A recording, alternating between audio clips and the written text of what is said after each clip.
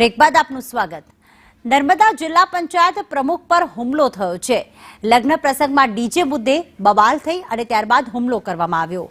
ભીમસિંહ તડવી વચ્ચે પડતા હુમલો કરાયો હતો।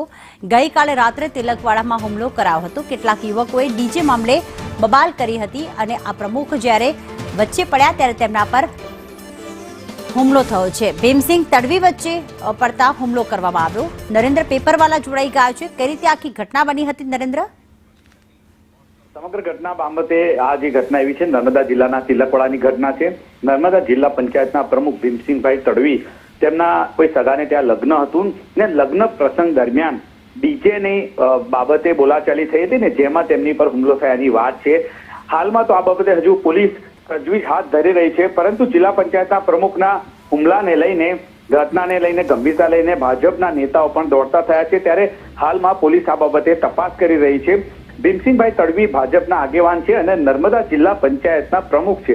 ત્યારે આ ઘટનાને લઈને હાલમાં રાજકીય ગરમાટો પણ ભારે જોવા મળી રહ્યો છે।